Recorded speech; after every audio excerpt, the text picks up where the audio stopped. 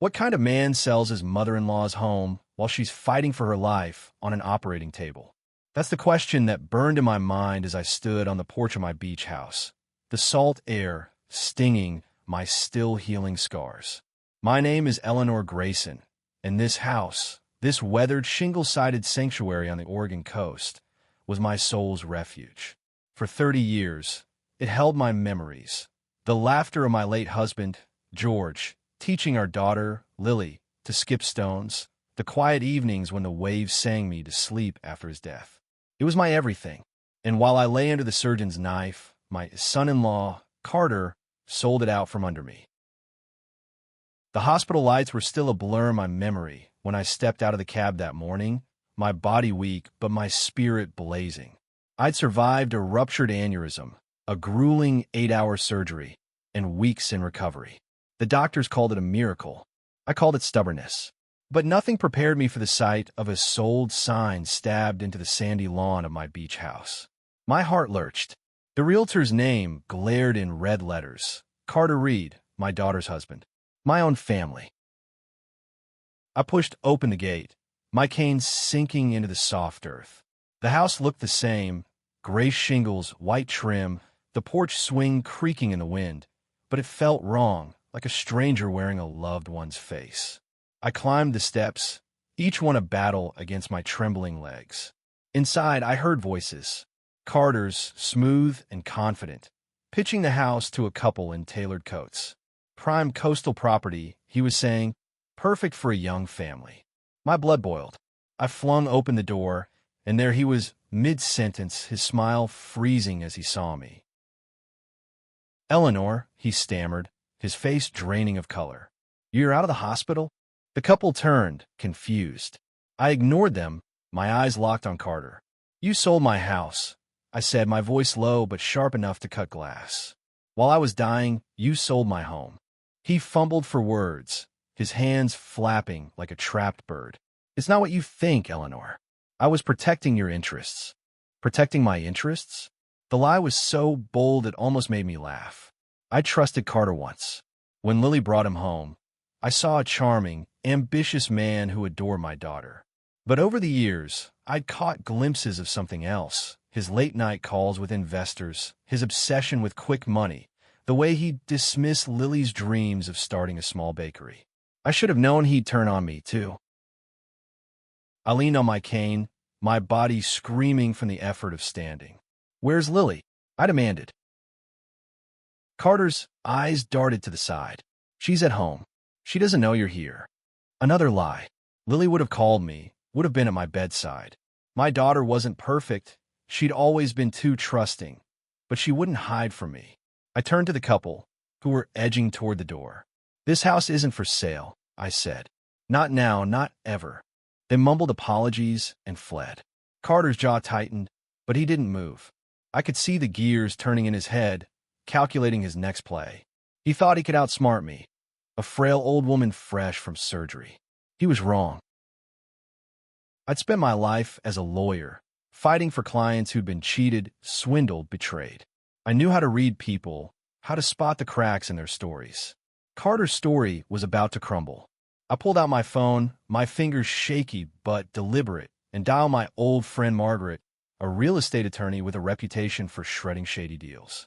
"Margaret," I said when she answered, "I need you at my beach house. Now." Carter's eyes widened.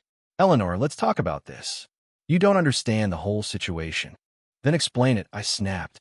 "Explain why you forged my signature on a deed while I was in a coma." His mouth opened, then closed. For the first time, I saw fear in his eyes. "Good. You should be afraid. I wasn't just fighting for my house. I was fighting for every memory it held, every piece of my heart that lived in its walls. And I wasn't going to lose." The wind howled outside, rattling the windows. Margaret arrived within the hour, her briefcase in hand and her eyes sharp as ever. She didn't bother with pleasantries. "Show me the documents, Carter," she said. He hesitated, then handed over a folder, his hands trembling. Margaret skimmed the papers, her lips pressing into a thin line. "This is a mess," she said. "The power of attorney you claim to have, it's not notarized. And this signature," She held up a page, pointing to my name scrawled in unfamiliar ink. It's not Eleanor's. Carter's face went from pale to ghostly. That's a mistake, he stammered. I can explain. Then start, I said, stepping closer. My body ached, but my voice was steady. Because I'm not leaving until I get the truth. He backed away, his eyes darting to the door. I knew then he was hiding more than just a shady deal. This wasn't just about money. Something deeper, something uglier was at play, and I was going to find out what. The room felt smaller as the truth began to unravel. Carter's excuses were flimsy, a house of cards trembling in the wind. Margaret spread the documents across the dining table, her glasses perched on her nose as she dissected each page. I stood by the window, the ocean's roar a steady pulse against my racing heart. Every creak of the floorboards, every wave crashing outside, seemed to echo the betrayal I felt. This house wasn't just property, it was my history, my anchor. And Carter had tried to rip it away. Eleanor, look at this, Margaret said, holding up a contract. The sale price is half the market value. He sold it to a shell company, Coastal Ventures, LLC. No reputable buyer would touch a deal this sloppy. I turned to Carter, who was pacing now, his tie loosened, sweat beading on his forehead. A shell company? I said. Who's behind it, Carter? One of your investor buddies? He shook his head, too quickly. It's legitimate, I swear.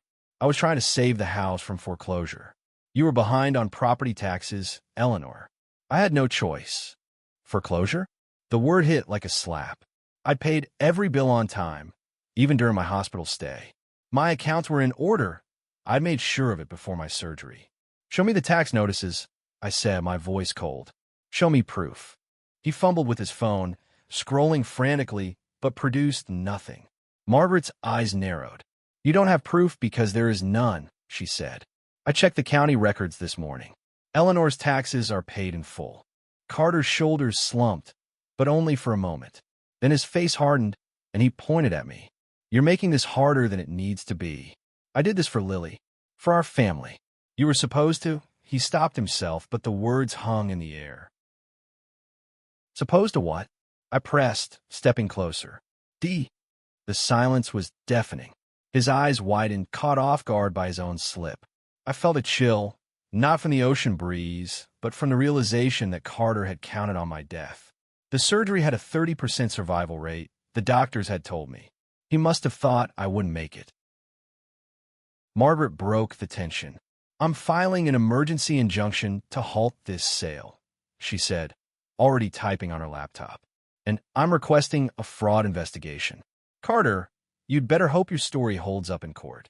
He opened his mouth to protest, but the doorbell rang, sharp and insistent. I limped to the door, my cane tapping against the hardwood. It was Lily. My daughter stood there, her eyes red and puffy, her coat soaked from the rain that had started to fall. Mom, she whispered, her voice breaking. You're okay. I pulled her into my arms, ignoring the pain in my chest. I'm here, sweetheart, I said. She sobbed against my shoulder, and for a moment, it was just us like it used to be. But then she saw Carter, and her face changed, confusion, then anger. What's going on? She asked, looking between us. Carter said you were still in the hospital. He said. She trailed off, her eyes landing on the documents scattered on the table. Lily, I can't explain, Carter said, his voice desperate now. Explain what? She snapped, stepping toward him. Why Mom's here, looking like she's ready to kill you. Why there's a sold sign outside her house. I watched Carter squirm, his charm unraveling. But then came the twist I hadn't expected. Lily turned to me, her eyes filled with hurt. Why didn't you tell me you were out of the hospital? She asked. I called every day, Mom. They said you were still critical. My heart stopped. I left messages, I said. I called you from recovery. Didn't you get them? She shook her head, tears spilling over. No, Carter handled all the calls. He said you couldn't talk yet. The room spun. I looked at Carter, who was staring at the floor, his hands clenched. He hadn't just sold my house. He'd kept my daughter from me, controlled the flow of information, isolated her. This wasn't just greed. It was manipulation, a calculated plan to cut me out of their lives. Lily, I said softly, I never stopped trying to reach you. She turned to Carter, her voice shaking. What did you do? He backed away, his hands raised. I was protecting you, Lily. You were so stressed about your mom. I didn't want to worry you. Protecting me? She shouted. You lied to me. You told me she was dying. The air crackled with her anger. Margaret closed her laptop, her expression grim. We need to talk to the police, she said. This is bigger than a bad real estate deal. I nodded, but my eyes stayed on Lily. She was trembling, her world crumbling as she realized the man she loved had betrayed us both. I wanted to protect her, to shield her from the pain, but I knew the truth was the only way forward. The storm outside grew louder, rain lashing the windows. This wasn't over. Not yet. The rain pounded the roof, a relentless drumbeat that matched the tension in the room. Lily stood frozen, her eyes locked on Carter, who was cornered like a rat in a trap. I wanted to reach for her, to pull her away from the man who'd shattered our trust, but my body was weak and my heart was heavy.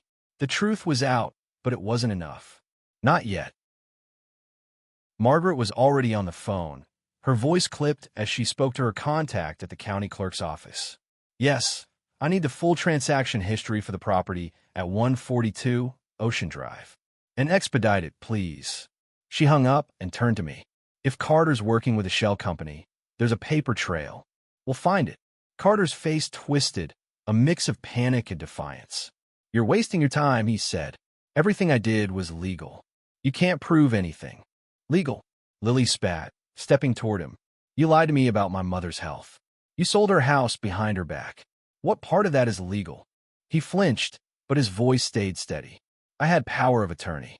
Eleanor gave it to me years ago, in case of emergencies. I laughed, a sharp, bitter sound. That document expired when George died, Carter. You know that. Try again. His eyes darted to the door, and for a moment I thought he might run. But Lily grabbed his arm, her nails digging into his sleeve.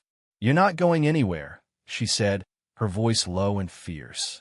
Not until you tell me everything. The room felt like it was closing in, the walls heavy with the weight of betrayal. I sank into a chair, my strength fading. The surgery had taken more out of me than I wanted to admit, but I couldn't let Carter see that. Not now. Margaret's phone buzzed as she scanned the screen. Got it, she said, her eyes narrowing. Coastal Ventures LLC is registered to a P.O. box in Delaware. No names, no contacts, but the escrow account for the sale is linked to a local bank. Guess who's a signatory? She held up the phone, showing a scanned document. Carter's name was there in black and white, tied to an account that had received a hefty deposit the day after my surgery. Lily let go of his arm, stepping back as if he'd burned her. You took the money, she whispered. You sold Mom's house and kept the money. It's not like that, Carter said, his voice rising. I was going to reinvest it, Lily. For us. For our future. Your mom's medical bills were piling up. I was trying to help. Help, I said, my voice cutting through his excuses. You thought I wouldn't survive, so you cashed out my life savings. You didn't even wait for the ventilator to come off. Lily's face crumpled, and she turned away, her shoulders shaking. I wanted to go to her, but Margaret put a hand on my arm, a silent reminder to stay focused. We need to call the police, she said.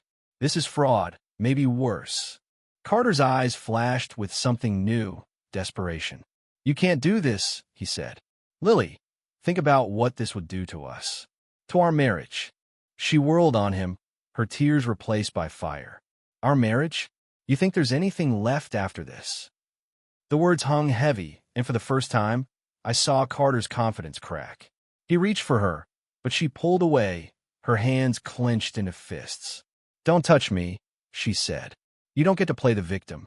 Margaret was already dialing 911, her voice calm but firm as she reported the situation. I watched Carter, waiting for his next move. He was cornered, but men like him always had one last trick. And then it came, a twist that hit harder than I expected. I wasn't alone in this, he said, his voice low and venomous.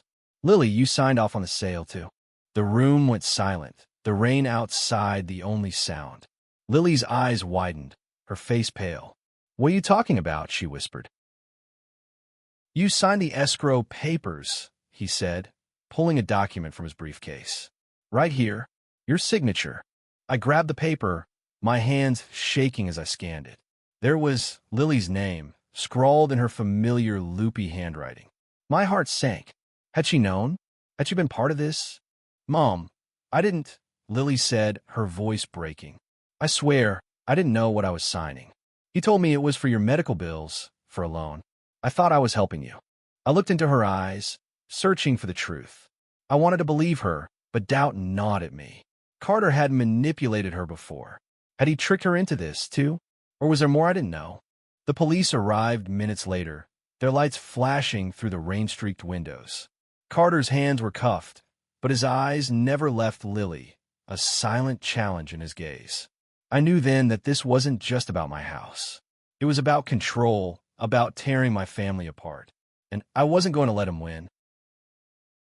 The police officers filled the room with an air of authority, their radios crackling as they took Carter's statement. He stood against the wall, wrists cuffed, his face a mask of defiance despite the sweat trickling down his temple.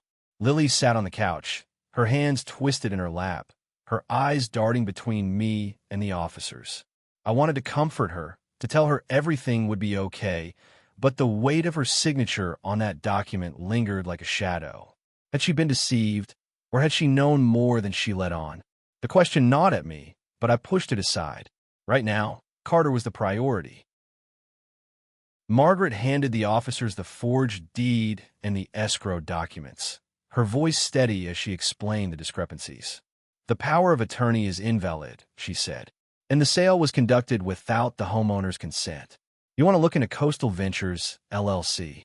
It's a front, and Mr. Reed here is tied to the account." One of the officers, a woman with sharp eyes and a notepad, nodded. "We'll need to take these into evidence. Mr. Reed, you're coming with us for questioning." Carter's jaw tightened, but he didn't resist as they led him toward the door. He paused, looking back at Lily. "You know I did this for us," he said, his voice low. "You'll see." Lily didn't respond. She stared at the floor, her face unreadable. The door closed behind Carter, and the room felt emptier, but the tension remained. I sat beside her, my hand hovering over hers, unsure if she'd pull away. "Lily," I said softly, "talk to me." She shook her head, tears spilling over. "I didn't know, Mom. He brought me papers to sign, said it was for your hospital bills. I was so scared you were going to die. I didn't even read them." My heart ached for her, but I couldn't ignore the sting of doubt. Lily was smart, careful. How could she sign something without reading it? I wanted to believe her, but Carter's manipulation had left scars on us both. "We'll figure this out," I said, squeezing her hand. Together. Margaret joined us, her expression softening. "Eleanor, I got a contact at the bank. I'll trace the escrow funds tomorrow. If we can prove Carter acted alone, we can void the sale and press charges." "Thank you," I said, my voice hoarse. The fight wasn't over, but Margaret's determination gave me hope. Still, I couldn't shake the feeling that Carter had more secrets, more ways to hurt us. The next morning, the rain had stopped, leaving the beach house bathed in pale sunlight. Lily and I sat at the kitchen table, coffee cups untouched between us. She looked exhausted, her eyes hollow from a sleepless night. "I should have seen it," she said. "He was always talking about money, about big deals. I thought he was just ambitious." "You loved him," I said. "Love makes us blind sometimes." She nodded, her lips trembling. "I feel so stupid. And now what if I lose you two?" "You won't," I said firmly. "This house, this family, it's ours. Carter can't take that away."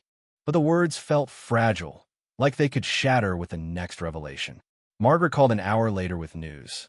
"The bank traced the escrow funds," she said. "They went to an account in Carter's name, but there's a second signatory. Someone named Victor Hensley." The name hit me like a punch. Victor Hensley was Carter's old business partner, a man I'd met only once. A slick, charming real estate developer with a reputation for cutting corners. I'd warned Carter about him years ago, but he'd brushed me off. Now it made sense. This wasn't just Carter's scheme. Victor was pulling strings, too. We need to find him, I said.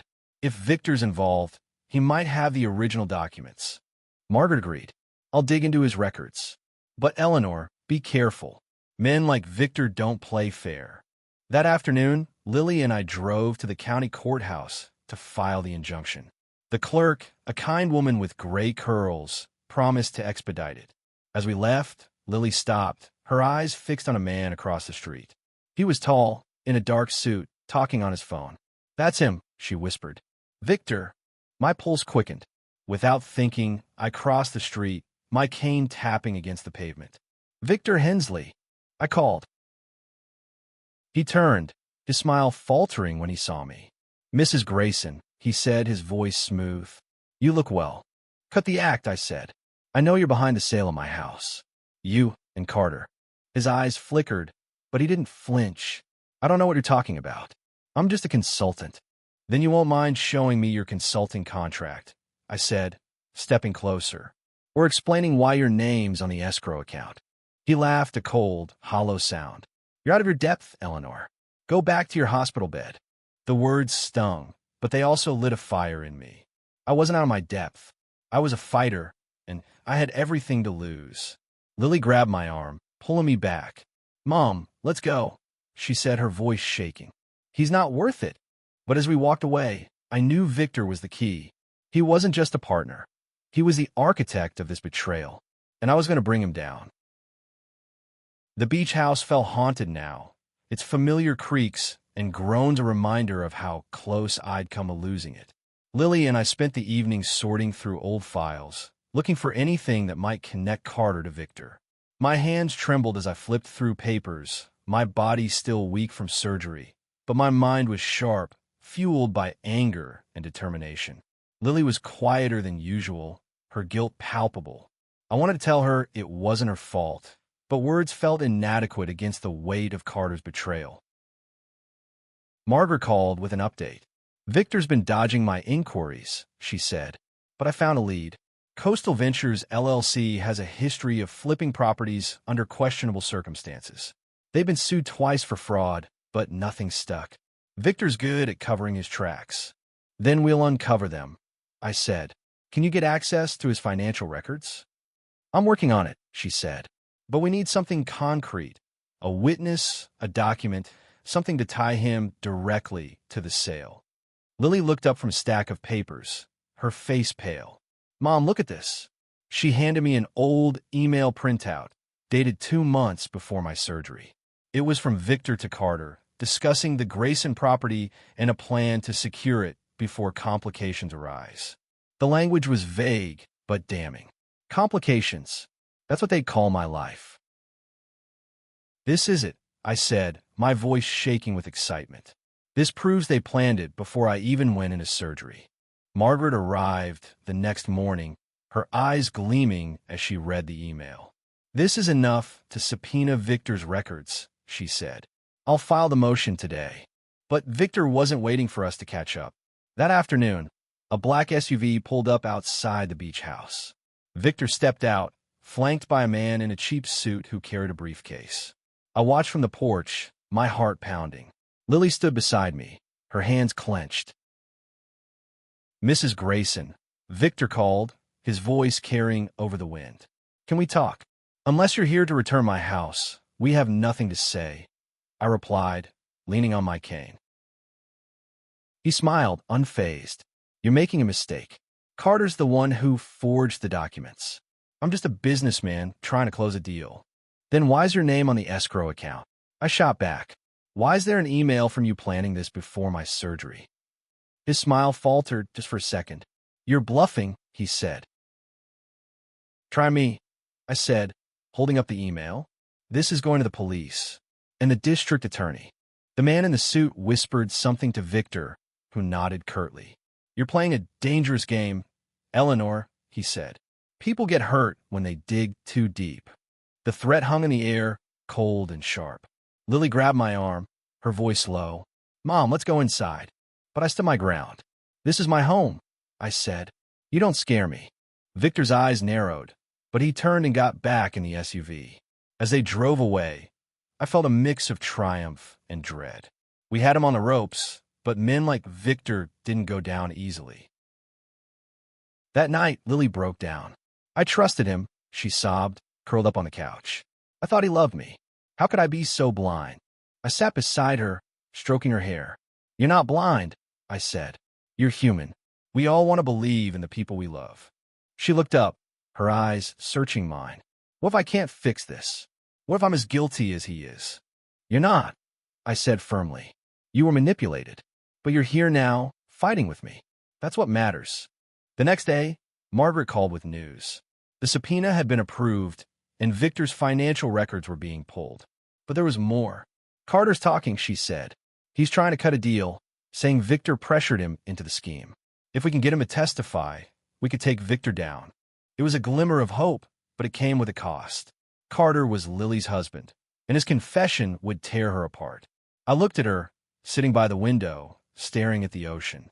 She was stronger than she realized, but this fight was far from over.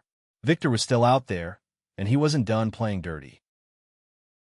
The days blurred together, each one a battle against time and doubt. The beach house, once my sanctuary, now felt like a fortress under siege.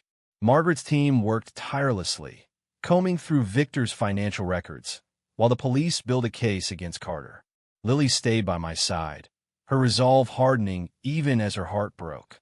I watched her transform from a grieving daughter to a woman ready to fight, and it filled me with pride and fear. This fight was changing us both. Margaret called with a breakthrough. Victor's company has a history of pressuring vulnerable homeowners, she said. We found 2 other cases, elderly women, both hospitalized when their properties were sold.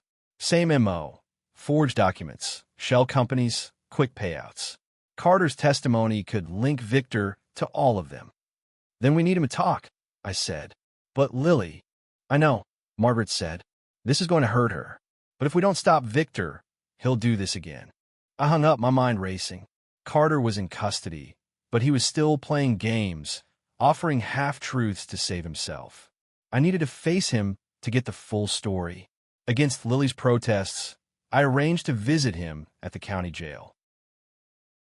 The jail was cold, the air heavy with disinfectant and despair. Carter sat across from me, separated by a glass partition, his charm replaced by a haggard look. Eleanor, he said, his voice low, I didn't want to come to this. Then why did you do it?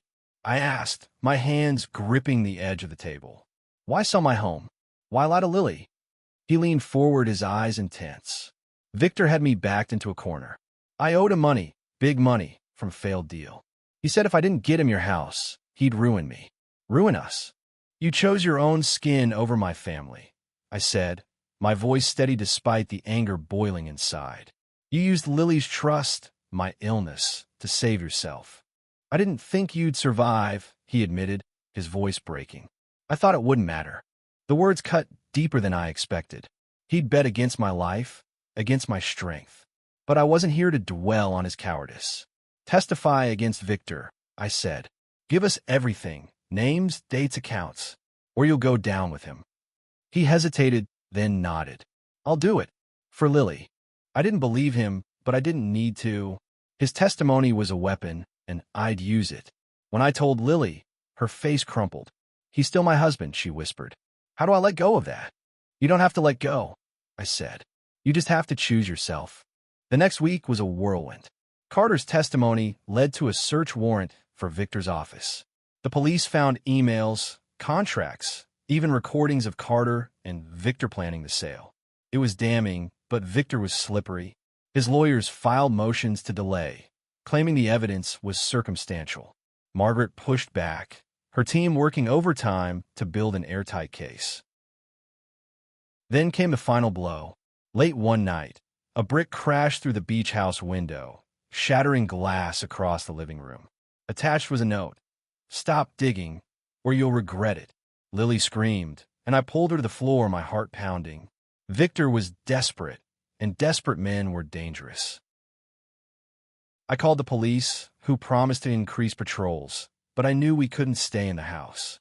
We moved to a hotel, the ocean now a distant memory. Lily clung to me, her fear mirroring my own. What if he comes after us? She asked. He won't, I said, though I wasn't sure. We're stronger than he thinks. Margaret met us the next morning, her face grim. Victor's gone quiet, she said. No calls, no emails. He's either running or planning something. Then we need to move faster, I said. File the charges. Get him in court. She nodded, but her eyes were worried. Eleanor, this could get uglier. Are you ready for that? I looked at Lily, her face pale but determined. We're ready, I said. The house, the memories, the family, it was all on the line. Victor and Carter had tried to break us, but they'd underestimated one thing, my will to fight. And I wasn't done yet. The courtroom was a battlefield, its polished wood and sterile air a stark contrast to the chaos of the past weeks. I sat in the front row, my cane resting against my knee, Lily beside me. Her hands were clasped tightly, her eyes fixed on the judge's bench. Victor sat across the room, his suit crisp, his face calm, as if he hadn't orchestrated a scheme to steal my home. Carter was there too, in a separate section, his head bowed. His testimony had been the key to getting us here, but it came at a cost. Lily hadn't spoken to him since the jail visit, and I could see the toll it took on her. Margaret stood before the judge, her voice steady as she presented the case. Victor Hensley and Carter Reed conspired to forge documents and sell Eleanor Grayson's property without her consent, she said, holding up the email chain. We have financial records, testimony, and recordings proving their intent to defraud. Victor's lawyer, a sharp-eyed man with a predatory smile, argued that the evidence was circumstantial, that Carter acted alone. But Carter's testimony was damning. He detailed every step, how Victor had pressured him, how they'd planned the sale months in advance, how they'd counted on my death to cover their tracks. The judge's face remained impassive, but I saw her eyes narrow when Margaret played the recordings, Victor's voice cold and calculated as he discussed securing the Grayson property. Lily gripped my hand, her nails digging into my palm. He's going to pay for this, right? She whispered. He will, I said, though I knew justice wasn't guaranteed. Victor's wealth and connections made him a formidable opponent. But I'd faced worse odds on the operating table. I wasn't giving up now. The trial stretched over days, each one a test of endurance. My body ached, my scars a constant reminder of how close I'd come to losing everything. But every time I faltered, I looked at Lily, at the fire in her eyes, and found the strength to keep going. She was fighting, too, for herself, for our family, for the truth. On the final day, the judge delivered her verdict. Victor Hensley, you were found guilty of fraud and conspiracy, she said, her voice ringing through the courtroom. Carter Reed, your cooperation has been noted, but you will face charges for your role in this scheme. Victor's face didn't change, but I saw his hands clench under the table. Carter's head dropped lower, his shoulders shaking. Lily let out a shaky breath, tears streaming down her face. I pulled her close, my own eyes burning. We'd won, but the victory felt hollow. The house was safe, the sale voided, but the scars of betrayal would take longer to heal. Outside the courthouse, the air was crisp, the ocean visible in the distance. Margaret joined us, her smile tired but triumphant. The house is yours again, Eleanor, she said. And Victor's assets are frozen, pending restitution. Thank you, I said, my voice thick. For everything. Lily looked at me, her eyes searching. What now, Mom? I took her hand, leading her toward the car. We go home, I said, and we rebuild. Back at the beach house, the sold sign was gone, replaced by the familiar sight of waves crashing against the shore. Lily and I stood on the porch, the wind carrying the scent of salt and freedom. I'm sorry, she said, her voice barely audible, for trusting him, for everything. You don't need to apologize, I said. You're here now. That's enough. She nodded, wiping her eyes. I want to start over, she said. Maybe open that bakery I always talked about. Right here by the beach. I smiled, my heart swelling. I think George would love that. We stood there, watching the sunset paint the sky in shades of orange and pink. The house was more than wood and shingles. It was our past, our future, our strength. Carter and Victor had tried to take it, but they'd underestimated us. We were Graysons, and we didn't break. As the stars began to appear, I felt a weight lift. The fight had changed us, but it had also reminded us who we were. We lost trust, but we'd gained something stronger: resilience. The ocean sang its endless song, and I knew, no matter what came next, we'd face it together.